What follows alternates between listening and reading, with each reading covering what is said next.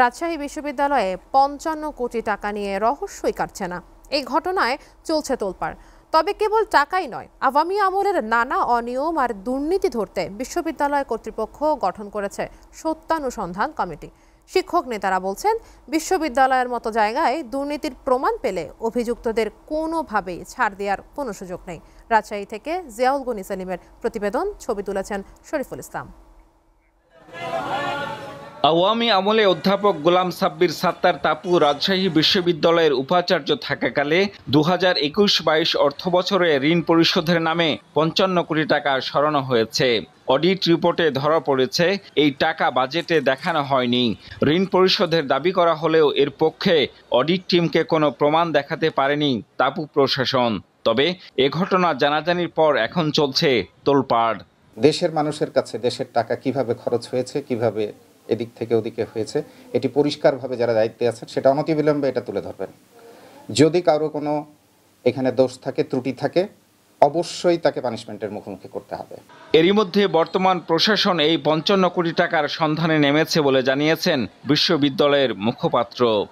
বিশ্ববিদ্যালয় কর্তৃপক্ষের নীতি মানার আলোকে এ নিয়ে ইতিমধ্যে হিসাব পরিচালক সহ বাকিরা ভাইস চ্যান্সেলর মহোদয়ের কাছে ক্লারিফিকেশন দেওয়ার জন্য ভাইস চ্যান্সেলর বলেছেন, এবং সেটা ইনশাল্লাহ আমরা খুব তাড়াতাড়ি প্রকৃত সত্যটা আমরা জানতে পারবো।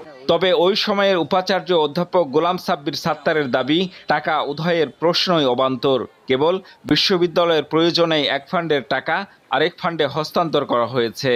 55 কোটি টাকা ভর্তি ছিল, আমি ব্যাগ নিয়ে গিয়ে ঘাড়ে ভরে নিয়ে আসতে টাকা বাজেট দিয়েছি 100 কোটি টাকা, সময় মতো টাকা দিতে পারেনি। তখন বেতন দিতে হবে, বেতন দিতে গেলে 30 কোটি টাকা লাগে। তখন ওই ফান্ড থেকে 10 কোটি, ওই ফান্ড থেকে 5 কোটি, এই ফান্ড থেকে 20 কোটি নিয়ে বেতনটা তো দিতে হয়। এদিকে আওয়ামী আমলের 15 বছরের বিশ্ববিদ্যালয়ের শিক্ষার্থীদের ভর্তি পরীক্ষা থেকে শিক্ষক কর্মকর্তা নিয়োগ, পদোন্নতি, এমনকি অবকাঠামোগত উন্নয়নের মেগা প্রকল্পের পরতে পরতে দুর্নীতির অভিযোগ রয়েছে। তবে এসব অনিয়ম খতিয়ে দেখতে গেল 15 এপ্রিল সত্যানুসন্ধান কমিটি গঠন করেছে কর্তৃপক্ষ। অভিযোগ প্রমাণিত হলে কোনো ধরনের আপোষের সুযোগ নেই বলে সাফ জানিয়ে দিয়েছেন শিক্ষক নেতারা। শিক্ষক নিয়োগ থেকে শুরু করে অনেক বিষয় এসেছে, এখানে ইনফ্রাস্ট্রাকচারের ক্ষেত্রে অনেক কিছুতে এসেছে। একটি ব্যাপারেও আমি এ পর্যন্ত সুনির্দিষ্ট কোনো কিছু অগ্রগতি দেখি নাই। আমি আশা করব খুব দ্রুত এই জিনিসগুলোতে হাত দিবে বর্তমান প্রশাসন। দলীয়করণের কারণে কিছু আমাদের শিক্ষকদের অন্যায়ভাবে শাস্তি দেওয়া হয়েছিল। যে সত্যানুসন্ধান যে কমিটি হয়েছে, এই কমিটিও নিরপেক্ষভাবে ব্যক্তিকে সামনে নিয়ে নয়, যেটা বাস্তবে যারা অপরাধী তাদের বিরুদ্ধে পদক্ষেপ নেবেন বলে আমি বিশ্বাস করি। তবে এসব দুর্নীতির বিষয়ে চূড়ান্ত সিদ্ধান্ত গ্রহণে কর্তৃপক্ষকে অপেক্ষা করতে হবে সত্যানুসন্ধান কমিটির প্রতিবেদন হাতে না পাওয়া পর্যন্ত। জিয়াউল গনি সেলিম, এসএটিভি, রাজশাহী।